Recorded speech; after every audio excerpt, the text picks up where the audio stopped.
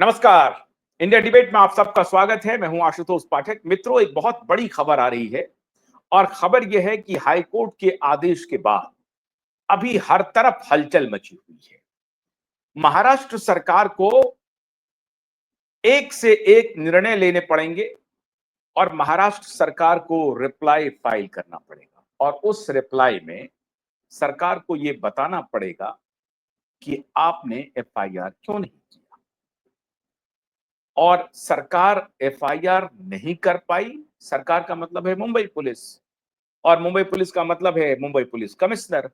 Mumbai police commissioner ने अगर कोई इस तरह से निर्णय नहीं लिया और एफआईआर नहीं होने दिया 30 दिन तक, तो फिर क्या जवाब होगा? इस जवाब को लेकर के परेशान है महाराष्ट्र सरकार और महाराष्ट्र सरकार ने अब निर्णय लिया, अब कोई हैंकी पैंकी नहीं चलेगा, हमें सामने आना ही होगा और अब हमें हाथ झाड़ना ही पड़ेगा, पल्ला झाड़ना ही पड़ेगा। मित्रों, यह खबर आ रही है कि हाई कोर्ट के आदेश के बाद महाराष्ट्र के मुख्यमंत्री और केंद्रीय गृह मंत्री अमित शाह के बीच में 1.5 घंटे तक मुलाकात हुई है। 1.5 घंटे की मुलाकात। अब 1.5 घंटे की मुलाकात में कोई समोसा खाने के लिए ये लोग नहीं बैठे थे और ना ही चाय पीने की। सूत्रों के हवाले से खबर आ रही है कि 1.5 घंटे की मुलाकात में सबसे अधिक बात इसी मुद्दे पर संभवतः हुई है कि हाईकोर्ट का जो आदेश आया है जिसमें सरकार को रिप्लाई फाइल करना है, 700 पेज का कंप्लेन है और उस कंप्लेन को एक एक पारा, एक एक वर्ड्स पढ़ के रिप्लाई फाइल करना है। अब क्या रिप्लाई फाइल करें, कैसे करें? सतीश साल्यान ने तो ऐसा एविडेंस पेश कर दिया है, क्यूबाइब नेटवर्क और नीलेश ओझा ने ऐसा एविडेंस पेश कर दिया है जिस एविडेंस को आप अलग भी नहीं रख सकते। तो ऐसे एविडेंस के सामने हमारी मजबूरी है।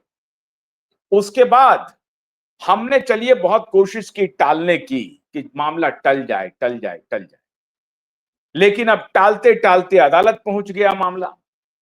अदालत ने संज्ञान लिया और संज्ञान ऐसा तैसा नहीं लिया, कठोर संज्ञान लिया और गवर्नमेंट के पब्लिक प्रोसिक्यूटर को कहा कि अगर आप सतीश साल्यान के कंप्लेन को सही मानते हैं, उनके साथ खड़े हैं और आपने ये ऑफिशियल बयान दिया है, आपने उसका कॉग्निजेंस लिया है, आपकी सरकार ने उसका कॉग्निजेंस लिया है, आपकी सरकार के डिप्टी होम मिनिस्टर ने सदन में यह कहा है कि सतीश साल्यान की जितनी कंप्लेन है हम उस पर विमर्श कर रहे हैं, उस पर विचार कर रहे हैं और हम इसका संज्ञान लेकर के उस पर उचित कार्रवाई भी करेंगे।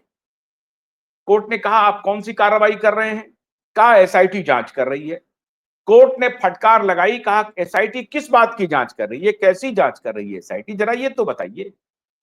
एसआईटी किस सेक्शन में जांच कर रही है, क्या कोई फ्रेश एफआईआर हुआ है या नहीं हुआ है, जरा ये तो बताइए। सरकार के पास कोई जवाब नहीं था। सरकार से पूछा गया कि आपने कोई एफआईआर दर्ज किया है, कौन सा सेक्शन है जिस सेक्शन के तहत एसआईटी काम कर रही है? तो सरकार ने कहा अभी एफआईआर हमने किया ही नहीं। तो जांच फिर किस सेक्शन में हो रही है, जांच किसका हो रहा है? पता चला कि जांच कुछ हो ही नहीं रही है। क्यों नहीं हो रही है साहब? जांच इसलिए कुछ नहीं हो रही है क्योंकि दिसंबर 2022 में एसआईटी के अनाउंसमेंट हुआ, घोषणा हुई, माननीय फडणवीस जी ने कर दी। अब माननीय फडणवीस जी ने एसआईटी अनाउंसमेंट की घोषणा की। एकनाथ शिंदे मुख्यमंत्री थे, होम मिनिस्टर फिर भी थे फडणवीस साहब। अब फडणवीस साहब मुख्यमंत्री भी हैं, होम मिनिस्टर भी हैं।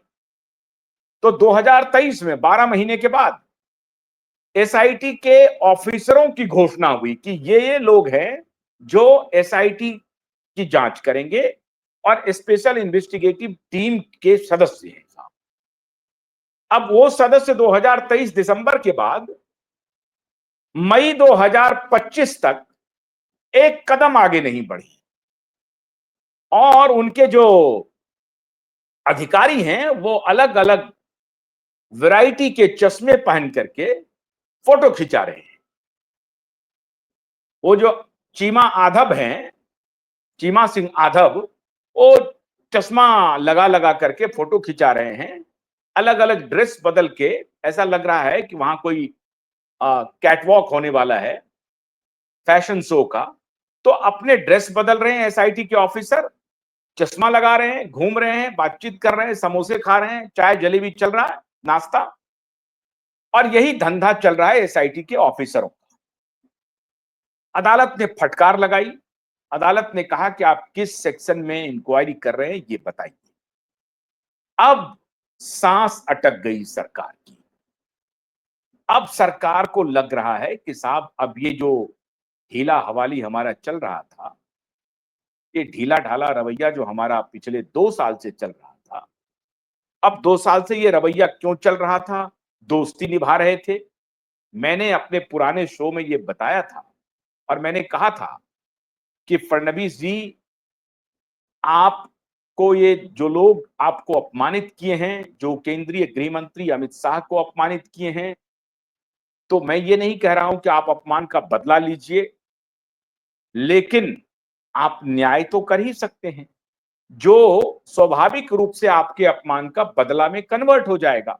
इतना काम तो कर ही सकते हैं आप।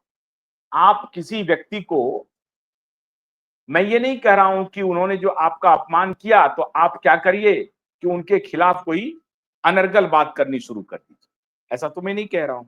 लेकिन अगर आप, वो व्यक्ति पापी है, वो व्यक्ति अत्याचारी है, वो व्यक्ति भ्रष्ट है, बेईमान है, उसके बाद भी उस व्यक्ति के खिलाफ कार्रवाई ना करें, सारे एविडेंस आपके साथ हों और तब भी आप कार्रवाई ना करें, तो ये माना जाएगा कि आप उस व्यक्ति के साथ मिले हुए और आपका जो वो अपमान कर रहा है वो भी एक मिलीभगत है। मैं ऐसा बिल्कुल नहीं मानता। लेकिन अगर आपने कोई एक्शन नहीं लिया तो मैं मानूं ना मानूं, देश की जनता वही मानेगी जो मैं कह रहा हूं। आप निश्चित रूप से मान के चलिए कि देश की जनता वही मानेगी जो मैं कह रहा हूं। लेकिन जो मैं मान रहा हूं वही बात सच होने जा रही है। खुशी इस बात की। और फिर मैं इस बात का जिक्र करूंगा कि मैंने कुछ दिन पहले ही देवा भाऊ से यह आग्रह किया था कि देवा भाऊ, अब आपके लिए वायदा पूरा करने का वक्त आ गया है और हमको पूरा उम्मीद है कि आप अपना वायदा पूरा करने जा रहे हैं। वो वक्त कौन सा है? वो आ गया। और इसीलिए अदालत के आदेश के बाद केंद्रीय गृह मंत्री, महाराष्ट्र के गृह मंत्री जो कि मुख्यमंत्री हैं फॉर्चुनेटली, दोनों की जो मुलाकात हुई है, उसके बाद जो खबर आ रही है, वो असल खबर ये है मित्रों कि ये जो अब रिप्लाई फाइल करना है अदालत में, वो कैसे किया जाए। केंद्रीय गृह मंत्री से ये मंत्रणा चल रही है कि उस रिप्लाई में किन किन बातों का जिक्र किया जाए। यूं ही तो हम रिप्लाई कुछ लिख नहीं देंगे, 700 पेज का रिप्लाई हमें बनाना है। तो उस रिप्लाई में मित्रों अब ये कहा जा रहा है कि केंद्रीय गृह मंत्री से जो मंत्रणा हुई है, जो सूत्रों से छन करके खबर आ रही है, मुझे हालांकि केंद्रीय गृह मंत्री ने फोन करके नहीं बताया और ना ही फडणवीस जी ने बताया, लेकिन ये दोनों लोग सरप्राइज देने के लिए जाने जाते हैं। आपको याद होगा कि नवाब मलिक इसी तरीके से अनाप शनाप बोल रहे थे पब्लिक में आकर के, और एकाएक स्ट्राइक हुआ और नवाब मलिक को सुबह सुबह गिरफ्तार कर दिया। तो सूचना ये आ रही है मित्रों कि अब रिप्लाई फाइल करने के साथ साथ हमें गिरफ्तारी करनी पड़ेगी, क्योंकि फिर अदालत हमसे पूछेगी कि आपने क्या एफआईआर कर लिया, और एफआईआर अगर नहीं किया तो उसके कारण क्या है? सरकार के पास कोई जवाब नहीं। एफआईआर नहीं करने के कोई जवाब नहीं है, और अगर सरकार ने इसमें कोई जवाब देने की कोशिश की तो सरकार बुरी तरह से फंसेगी, बुरी तरह से फंसेगी। और हमने इसका जिक्र पहले ही किया है कि अदालत में सरकार जितना खुद को बचाने की कोशिश करेगी, उतना फंसती चली जाएगी।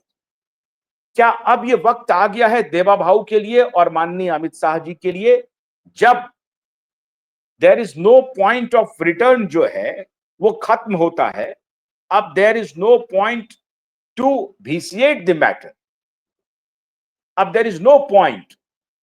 अब वो वक्त आ गया है, अब वो बिंदु आ गया है जहां से कि अब देवा भाऊ को और माननीय अमित शाह जी को ये निर्णय लेना ही पड़ेगा कि नहीं, अब हम इसमें कोई तर्क नहीं दे सकते हैं, हमारे पास तर्क के लिए जगह नहीं है, स्पेस नहीं है, कोई आर्गुमेंट बचा नहीं है जिसमें हम ये कह सकें कि हमने इस कारण से एफआईआर दर्ज नहीं किया।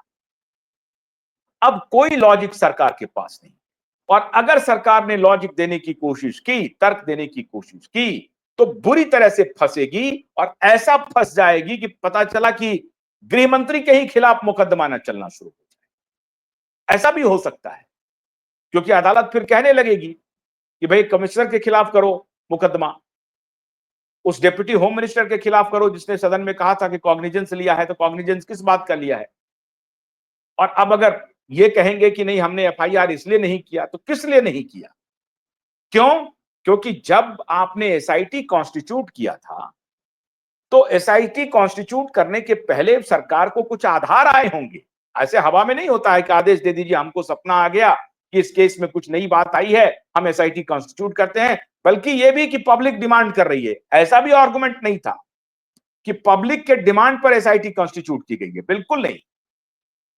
सरकार ने बजाबता लिखित रूप से यह रिकॉर्ड में लाया है कि दिशा के केस में कुछ एविडेंस मिले हैं जिसके आधार पर एसआईटी कॉन्स्टिट्यूट करना अवश्यंभावी हो गया है, या लोग एविडेंस मुहैया करा रहे हैं जिसके आधार पर एसआईटी कॉन्स्टिट्यूट करना इनएविटेबल है।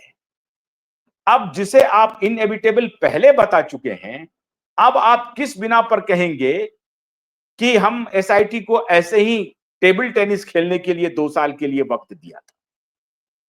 अगर ये इतना इनएविटेबल था, इतना अवश्यंभावी था, तो 2022 से 2023 तक तो एसआईटी की घोषणा हुई और 12 महीने में आप ऑफिसर अपॉइंट करते।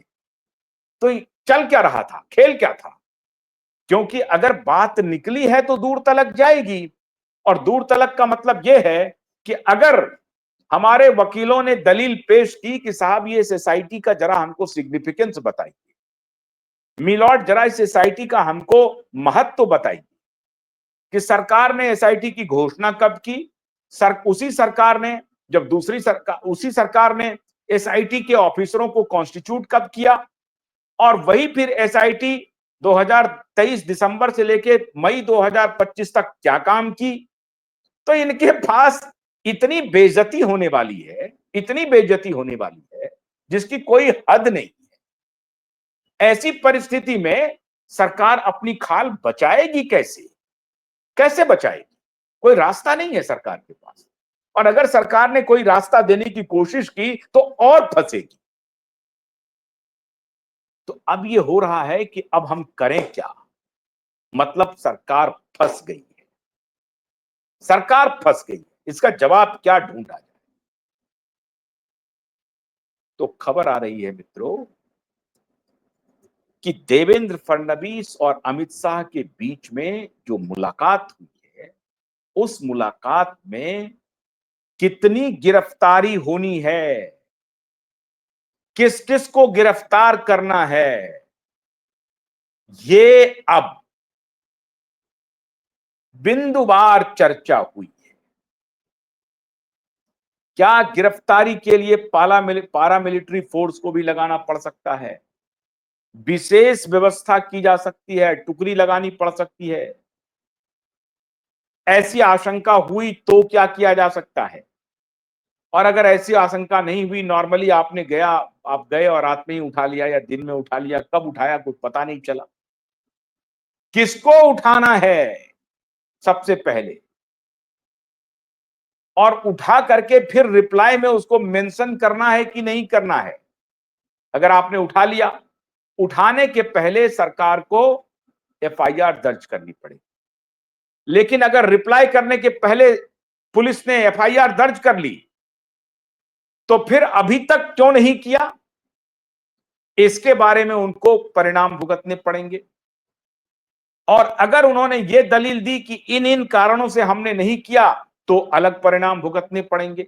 लेकिन अगर एफआईआर दर्ज करके किसी को गिरफ्तार करके अदालत में जाती है पुलिस या एसआईटी और रिप्लाई फाइल करती है, तो वो ये कह सकते हैं कि जैसे ही हमको दिशा के पिता का आया है, हम लोग थोड़ा सिचुएशन का आकलन कर रहे थे और माननीय अदालत की शरण में आ रहे थे, और अदालत के आदेश के बाद हमने फौरन से पेशतर एफआईआर दर्ज कर दिया है। और हम लोग इंतजार कर रहे थे कि चूंकि अदालत इसमें इंटरवीन कर रही है, तो अदालत का क्या अगला स्टेप होता है उसका इंतजार कर रहे थे। जैसे ही अदालत का हमें आदेश आया या हमसे ये पूछा गया कि आपने एफआईआर क्यों नहीं दर्ज किया, तो हमको लग गया कि अदालत चाहती है कि एफआईआर दर्ज हो। मिलॉर्ड चाहते हैं कि एफआईआर दर्ज होना चाहिए था, क्योंकि क्यों नहीं हुआ का मतलब है कि अदालत का ये आदेश है, ये तो होना ही था, एफआईआर दर्ज होना ही था, तो क्यों नहीं पूछ लिया ना। अब इसका तो जवाब है नहीं, मतलब अदालत का साफ साफ आदेश है कि एफआईआर दर्ज होना अवश्यंभावी पक्ष है, एब्सोल्युटली इनएविटेबल पॉइंट है, you cannot avoid this, therefore you are in dock. अब आपको क्वेश्चनिंग में जाना पड़ेगा, आपको सवालों के जवाब देने पड़ेंगे। तो उसका जवाब यही हो सकता है कि go and register the FIR and arrest few गुनहगार, फ्यू कल्प्रिट जो हैं, एक्यूज्ड जो हैं, forget about culprit, in courts language और इन लीगल लैंग्वेज में अगर कहूं, तो जो एक्यूज्ड हैं, उन एक्यूज्ड को पहले गिरफ्तार कर लेते हैं और गिरफ्तार करके कोर्ट में कहते हैं कि हमने जैसे ही आपका माइंड देख लिया, पढ़ लिया, हमने फौरन एक्शन शुरू कर दिया, हमने फौरन एफआईआर दर्ज कर लिया और हमने अरेस्ट भी कर लिया मिलॉर्ड। इससे थोड़ी बहुत अपनी खाल मुंबई पुलिस बचा सकती है, सरकार बचा सकती है। मुंबई पुलिस नहीं, देवा भाऊ बचा सकते हैं, ये मैं बात साफ साफ सुन लीजिए।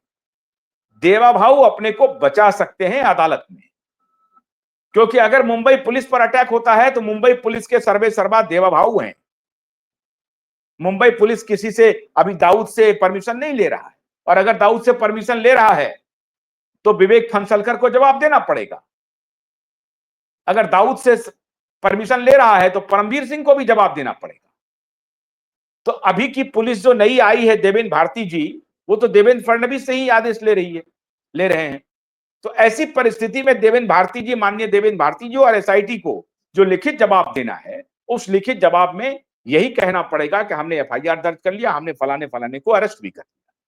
लेकिन अगर आपने एफआईआर दर्ज करके अरेस्ट कर लिया, तो अदालत पूछेगी कि आपने 1 महीना पहले क्यों नहीं किया। तो सच्चाई तो यह है कि विवेक फंसलकर अपने आका का के आदेश की तामील कर रहे थे, सच्चाई यह है। लेकिन उसे झूठ बोला जाएगा, उसे कहा जाएगा कि चूंकि ये मामला लीगल हो गया था और इतने दिनों से था, तो हम अदालत के संज्ञान की प्रतीक्षा कर रहे थे और अदालत के आदेश की प्रतीक्षा कर रहे थे, और माननीय अदालत ने जो संज्ञान लिया और माननीय अदालत ने जो आदेश दिया है, हम उसकी फौरन से पेशतर तामील कर रहे हैं। फटाफट जो भी अदालत ने कहा, हम फौरन उस पर एक्शन कर गुजरे।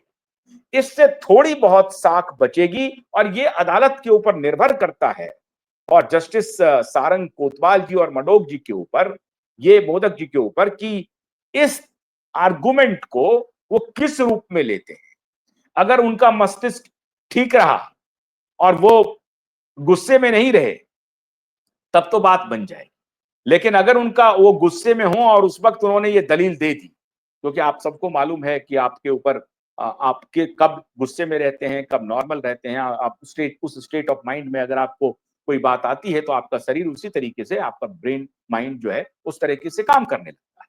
तो अगर जस्टिस सारंग कोतवाल का उस वक्त वो थोड़े से एजिटेटेड हों और तब ये दलील आ जाए तो पता नहीं फिर क्या होगा। वो फौरन से पेशतर इनको कहेंगे कि आपके खिलाफ पहले तो लीगल प्रोसीडिंग्स होनी चाहिए, एसआईटी ऑफिसर के खिलाफ और पुलिस ऑफिसर के खिलाफ, मुंबई पुलिस के खिलाफ, और उसके मुंबई पुलिस के जो मुंबई कमिश्नर है उसके खिलाफ। देवेंद्र भारती कहेंगे साहब मुझे क्यों, तो हाँ ठीक है, तो विवेक फंसलकर को बुलाइए। हो सकता है विवेक फंसलकर को नोटिस चले जाए। सबसे पहला नोटिस तो परमवीर सिंह को जाना है, लेकिन परमवीर सिंह के साथ साथ विवेक फंसलकर को भी नोटिस चले जाए। तो ये सारी बातें हो सकती हैं। अब ये निर्भर करता है कि हमारे वकील साहब, क्योंकि वक्त बहुत कम होता है, आर्गुमेंट इतना है, क्योंकि एक एक बिंदु पर मैं 2 साल से आर्गुमेंट कर रहा हूं जनाब, तो एक एक बिंदु पर आर्गुमेंट करने के लिए तो 2 साल लग जाएंगे। तो होता यह है कि जैसे ही अदालत में मामला जाता है, फटाफट जो काम की बातें होती हैं, एकदम फौरन काम की बातें होती हैं, इमीडिएट जो काम की बातें होती हैं, उस पर फैसला होता है। जैसे कि ये इन्होंने कहा कि हमने एफआईआर दर्ज कर लिया है और इन लोगों को अरेस्ट कर लिया है। ठीक है, आपने एफआईआर दर्ज किया, ये गलत था, आपने एफआईआर दर्ज क्यों नहीं किया? फौरन कह देंगे कि आपने एफआईआर जो इतने से इतने पीरियड तक आपने एफआईआर दर्ज नहीं किया। एफआईआर दर्ज सिर्फ सतीश साल्यान के आने की बात की कहानी नहीं है। एफआईआर दर्ज करने की बात अक्टूबर नवंबर 2023 की है, जब पहली बार सितंबर में जनता की अदालत के बाद एफआईआर दर्ज करने की मांग को लेकर के 25 वकील मलबानी पुलिस स्टेशन पहुंचे थे और उनको एप्लीकेशन दिया था। यह कहा था कि सुप्रीम कोर्ट के केस का हवाला भी दिया था कि आप एफआईआर दर्ज करना आपकी जिम्मेदारी है, लेकिन फिर भी पुलिस ने नहीं किया एफआईआर दर्ज। तो यह मामला सिर्फ सतीश साल्यान के आने के बाद, दिशा के पिता के इस केस में इंटर करने के बाद पूरा पैराडिम शिफ्ट हो गया। केस पूरी तरह से जो है वो आईने की तरह साफ हो गया। और अब दिशा के पिता के आने के बाद ये जो सारे इंस्टीट्यूशन हैं, उनकी जिम्मेदारी एक प्रकार से दिशा के पिता ने तय कर दी और उनके वकील ने तय कर दी। कोर्ट नहीं भाग सकता, पुलिस नहीं भाग सकती, पॉलिटिकल एस्टेब्लिशमेंट नहीं भाग सकता, कोई नहीं, तीनों में से कोई नहीं भाग सकता, तीनों में से कोई खुद को नहीं बचा सकता। और अगर एक बचाएगा तो दूसरा उसको फंसाएगा, दूसरा फंसाएगा दूसरा बचाएगा तो तीसरा फंसाएगा। तो तीनों एक के ऊपर इतने डिपेंडेंट हो चुके हैं इस केस में सतीश साल्यान के आने के बाद कि अब उससे उनका उबरना मुश्किल है। इसीलिए अब जो उनको लॉजिक देना है, अब जो उनको तर्क देना है, बड़ा सोच समझ के देना है। तो अभी जो अंदर की खबर आ रही है वो ये है मित्रों कि माननीय अमित शाह और माननीय देवेंद्र फडणवीस के बीच में घंटे से भी अधिक, 1.5 घंटे की जो मुलाकात हुई है, उसमें बातचीत ये हो रही है कि अगर अदालत में हमें ये सारे रिप्लाई फाइल करने ही हैं, तो आदित्य ठाकरे को गिरफ्तार करना पड़ेगा। तो क्या उद्धव ठाकरे को भी गिरफ्तार कर लिया जाए? क्योंकि जिम्मेदारी तो तब के मुख्यमंत्री की भी बनती है। क्यों नहीं किया जा सकता है? फौरन से पेशतर किया जा सकता है। हम लोगों का यही प्ली है। बाप बेटा दोनों पूरी तरह से इस खेल में इन्वॉल्व है। बेटा डायरेक्ट क्राइम में है, बाप क्राइम को कवर करने के क्राइम में है। इसलिए दोनों बाप बेटे का, पिता पुत्र का पूरी तरह से इन्वॉल्वमेंट है दिशा के केस में। अभी मेरा जो दूसरा वीडियो आएगा वो इस पर आएगा कि सीबीआई ने क्या किया सुशांत के मामले में और क्यों सुशांत के परिवार के जो वकील साहब हैं वो क्यों ऐसा कह रहे हैं कि रिया चक्रवर्ती को डायरेक्ट इन्वॉल्वमेंट है कि नहीं है। वो थोड़ा अपना एप्रीहेंशन जता रहे हैं, हालांकि वो अपने हिसाब से वो ठीक बोल रहे हैं जो भी बोल रहे हैं, लेकिन वो ये ठीक बोलने का वक्त नहीं है। ये सिर्फ पहले गलत को गलत साबित करने का वक्त है, जो अपने आप में ठीक हो जाएगा। दिशा का केस, ये कहना कि दिशा की मृत्यु से सुशांत की मृत्यु में डिफरेंस है, ये कहना अनुचित है। इस विषय पर मैं बाद में आऊंगा। तो अभी ये बात हो रही है कि गिरफ्तारी अगर होनी है तो दोनों बाप बेटे की होनी है, या पहले आदित्य ठाकरे की होनी है, बाद में उद्धव ठाकरे की होनी है? और अगर गिरफ्तारी होनी है तो गिरफ्तारी का मोडस ऑपरेंडी क्या होगा? कैसे गिरफ्तार किया जाए? क्या तरीका हो सकता है? तो उस तरीके में ये हो रहा है कि रात को गिरफ्तार किया जाए कि दिन में गिरफ्तार किया जाए। अभी सच्चाई ये है कि ये बाप बेटा दोनों फरार है, लंदन पहुंच गया है।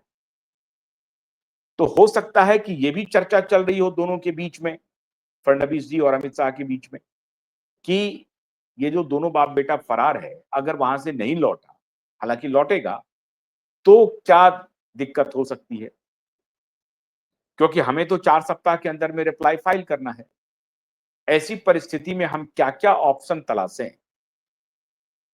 सुबह को गिरफ्तार करें, मध्य रात्रि को गिरफ्तार करें, शाम को गिरफ्तार करें, वीकडेज में गिरफ्तार करें, वीकेंड में गिरफ्तार करें, कब गिरफ्तार करें ताकि ये जो हुडलुम्स इनके हैं, वो आकर के शोर ना मचाएं। और हुडलुम्स के लिए जो लाठी की व्यवस्था करनी है, वो कितनी संख्या में की जाए, कितनी मात्रा में की जाए? लाठी से मेरा तात्पर्य है, पुलिस फोर्स को कितनी मात्रा में हमको डिप्लॉय करना पड़ेगा? अगर करना पड़ेगा तो उसकी टाइमिंग क्या होगी? क्योंकि दोनों पिता पुत्र को कानों कान खबर नहीं होगी और पिता पुत्र दोनों अरेस्ट हो जाएंगे। पुत्र पहले अरेस्ट हो जाए। अब इसी में ऑप्शन तलाशे जा रहे हैं कि रोहन राय को पहले गिरफ्तार करें कि आदित्य ठाकरे को गिरफ्तार। आदित्य ठाकरे रिया चक्रवर्ती के चैट से सब कुछ साबित हो गया है। इसलिए इस पूरे प्रकरण में आदित्य ठाकरे सबसे बड़ा किंगपिन है। और भी बहुत सारे लोग हैं, लेकिन आदित्य ठाकरे की भूमिका पर संपूर्ण न सिर्फ संदेह है, बल्कि उनको फौरन से पेशतर गिरफ्तार करके ये काम प्रारंभ कर देने का है। यही होना चाहिए, जो अभी तक नहीं हुआ है। तो अभी सरकार, दोनों महाराष्ट्र के मुख्यमंत्री और केंद्रीय गृह मंत्री ये चर्चा कर रहे हैं ऑप्शंस क्या क्या हो सकते हैं।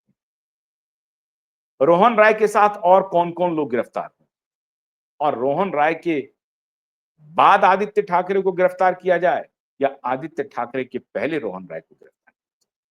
ये सारे ऑप्शंस तलाशे जा रहे हैं, कहां पे गिरफ्तार किया जाए, क्या हमें पुलिस फोर्स की आवश्यकता पड़ेगी या नहीं पड़ेगी? इन सारे ऑप्शंस पे हो रही है बात। और रिप्लाई जो कोर्ट में फाइल करना है, इसको लेकर के भी देवेंद्र फडणवीस अमित शाह से गाइडलाइंस मांग रहे होंगे कि अगर हमारा रिप्लाई ठीक से नहीं हो पाया, क्योंकि इस तरह से हम फंस गए हैं, जहां पर जो भी हम रिप्लाई देंगे वो हमको और फंसाएगा, तो वो और क्या तरीका हो सकता है? तो ये मुलाकात बेहद महत्वपूर्ण है मित्रों, और इस मुलाकात का अंजाम जो होने वाला है, उसके बारे में मैंने आपको बताया।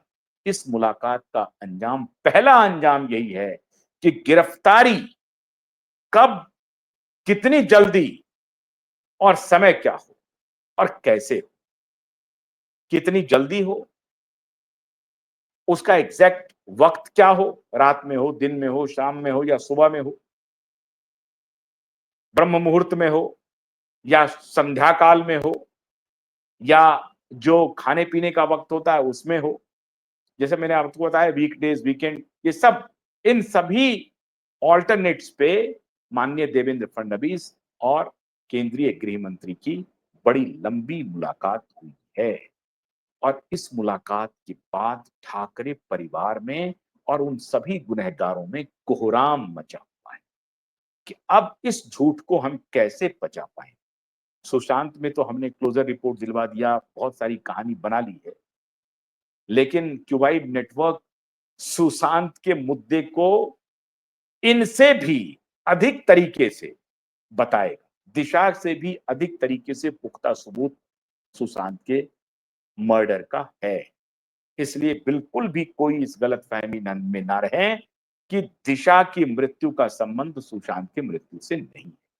जो कोई भी ये टिप्पणी कर रहे हैं, वो गलत कर रहे हैं, और उनको या तो वो गुमराह करना चाहते हैं, वो कहीं कंप्रोमाइज्ड हैं, या उनको जानकारी नहीं। तो हम इस बात की जानकारी आपको दिए देते हैं। गिरफ्तारी की तैयारी पूरी हो रही है। और इस मुलाकात में ये बात चर्चा में आ गई है सूत्रों के हवाले से, और जब उसका एग्जीक्यूशन होगा तो ये बात पुख्ता हो जाएगी। तो अब कुछ भी पर्दे के अंदर नहीं बचा है, सब पर्दे के बाहर आ चुका है।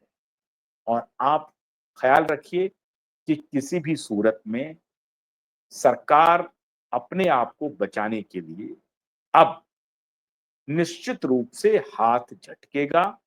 अब उद्धव ठाकरे उनके दोस्त नहीं हैं, ये मानना पड़ेगा और ये संदेश उनको भेजना पड़ेगा कि साहब बाला साहब ठाकरे की का रिश्ता हमने बहुत दिनों तक ढो लिया है, अब शायद हम ढो नहीं पाएँगे, हमारी मजबूरी है। तो हमें माफ़ कीजिए और हमें आपको गिरफ्तार करने की इजाज़त दीजिए। बहुत-बहुत शुक्रिया। नमस्कार।